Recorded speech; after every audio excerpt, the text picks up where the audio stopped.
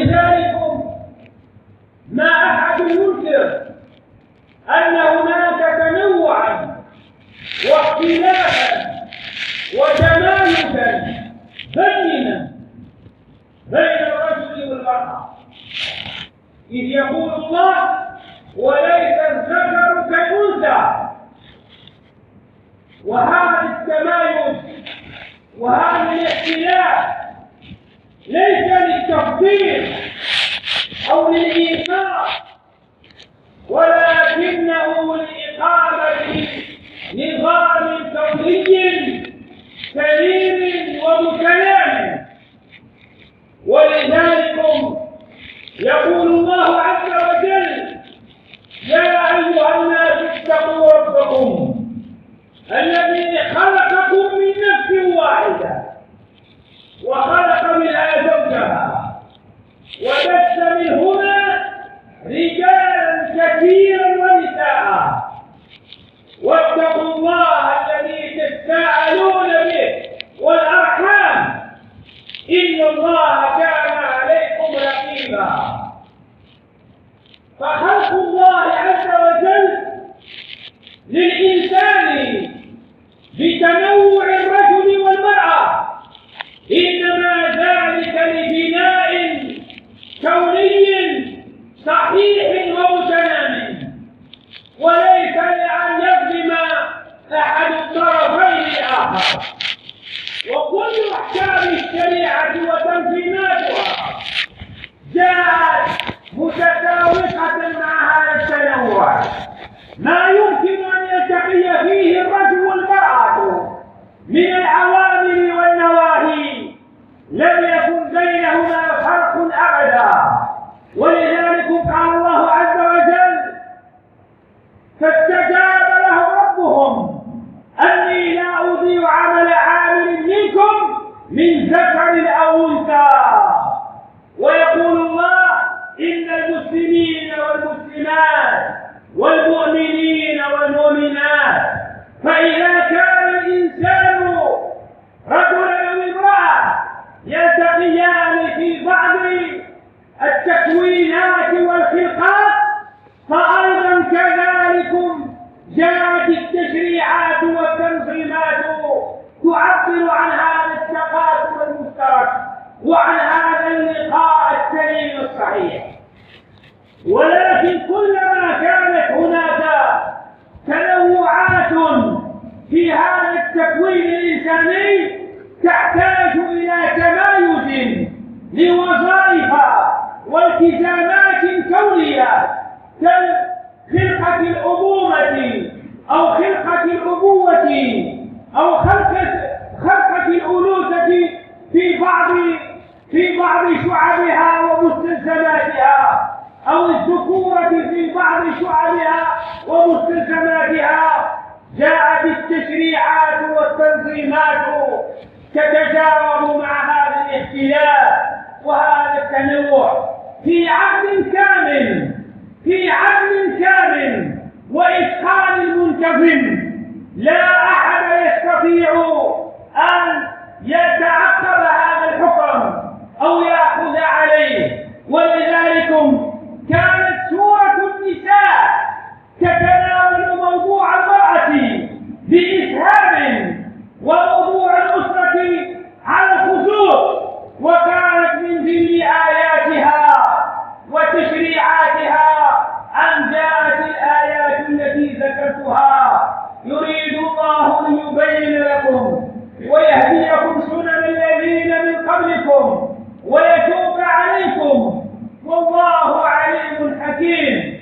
والله يريد أن يتوب عليكم ويريد الذين يتبعون الشهوات أن تميلوا ميلا عظيما. هذا هو الفرق بين التنظيمات وتشريعات الإسلام التي قد تأتي في بعض الأحيان بأحكام متغايرة للمرأة في أحيان عنها بالنسبة للرجل. فالفرق أن الله تعالى بهذا يريد أن يتوب عليكم، بهذا يريد أن يهديكم سنن الذين من قبلكم، ولكن أصحاب الشهوات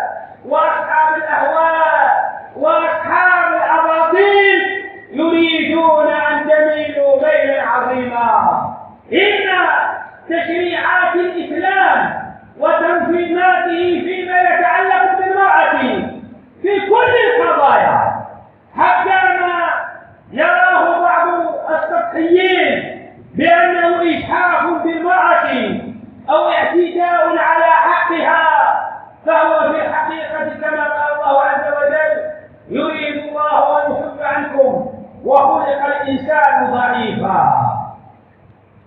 أيها المؤمنون، نتحدث عن الحديث في المجتمع المسلم، في المجتمع القرآني، مع إنه من البديهيات، مع إنه من المسلمات، مع إنه من المقطوع بها عقلا وتاريخا وحضارة وقانونا، ولكننا أيها المؤمنون نرى أن أمتنا تعيش هزات، تعيش تزعزعات، تعيش محاولات مستميتة أن تمثل الأمة المسلمة في مقدساتها، أن تمثل الأمة المسلمة في دينها، أن تمثل الأمة المسلمة في آخر ما بقي بين يديها من عروة تربطها بالله عز وجل من أحكام الشريعة الإسلامية المتعلقة بالمرأة وقضايا الأسرة.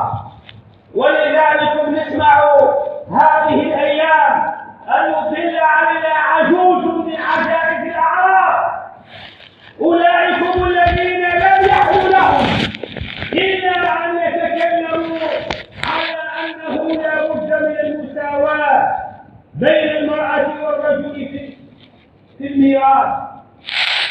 كل الاتفاقيات تختار، حتى تلك الاتفاقيات الدولية المشبوهة المجحفة الاستعمارية التي يفرض على الأمة المسلمة العربية في مشارق الأرض ومغاربها أن توقع عليها، لأنهم كما يقولون من الاتفاقيات الدولية كلها تختار إلا الشريعة الإسلامية، فيتطاول عليها كل يتطاول. يخرج علينا عجوز من عجائز الأعراب يقول لا بد من المساواة بين المرأة والرجل في الميراث. هل أثبت المرأة المسلمة العربية في أنها لا ترث مثل الرجل؟ هل أثبتها في أن الشريعة الإسلامية حرمتها حقوقها وداست كرامتها، مع أن الشريعة الإسلامية لا تمثل إلا قضايا بسيطة في مجالات دقيقة جدا لمعظم البلدان العربية والإسلامية؟ هل المرأة الآن تحتاج لمن يأخذ بيدها أن يقول لها تمردي على الله؟ أيها المؤمنون، هذا ما يريده الاستعمار. إن هناك بكل صراحة توظيفا استعماريا متعمدا لضعف الحكام في البلدان الإسلامية والعربية. هذا التوظيف يراد منه شيئان: الشيء الأول هو أن تداس الشريعة الإسلامية وأن تشوه وأن ينسلخ منها انسلاخا تاما. والشيء الثاني أن نسلم للصهاينة أن يطغوا وأن يظلموا وأن يخربوا ديار إخوتنا في فلسطين ومقدسات الأمة الإسلامية في أولى القبلتين وثالث الحرمين. إن أمتنا الإسلامية معنية بكل هذه المحاولات أن تقف في وجهها، أن تقف في وجهها بالفكر الصحيح والعلم الصحيح والعمل الصالح، ولا يضيع حق وراءه مطالب. نعم، هذا الذي يريد أو هذا الذي يحلو له أن يقول لا بد من التسوية بين المرأة والرجل في الميراث تقربا لأسياده وتمسحا على بلاطهم. هل يستطيع أن يقول لا بد أن يسوي بين الرجل والمرأة في إدارة أسرة، فليكن الرجل ذات مرة أما وتكون المرأة أبا؟ هل يستطيع أن يفعل هذا التحول؟ والله إن هذا لا يحضرني أمامه إلا هذه القصة التي أقرأ آيات بيانها دون التعليق عليها. ألم تر إلى الذي حاج إبراهيم في ربه إذ قال له ربي الذي إبراهيم ربي الذي يحيي ويميت قال أنا أحيي وأميت. قال إبراهيم إن الله يأتي بالشمس من المشرق فأت بها من المغرب فبهت الذي كفر. اللهم اهدنا إلى سواء السبيل. اللهم أعنا على أنفسنا وأصلح بيننا ووفقنا لما يرضيك عنا. الحمد لله رب العالمين.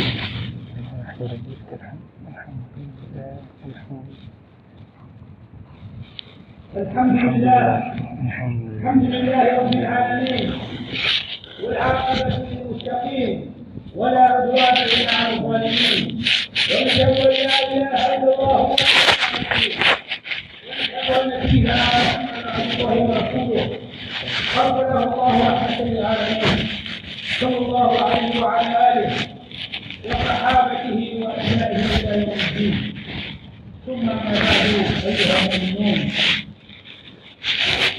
ما أحد ينكر أن الدين الإسلامي هو الدين الذي حفانا الله به منذ 14 قرنا، ولم يكن التماسك الأسري والتعاون الاجتماعي بفضل القوانين ولا بفضل الاتفاقيات في مجتمعنا، ولكن بفضل هذا الدين الذي يجعل الجنة تحت أقدام الأمهات.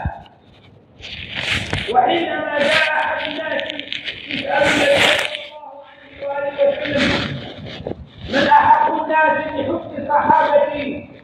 قال أمك. قال ثم من؟ قال أمك. قال ثم من؟ قال أمك.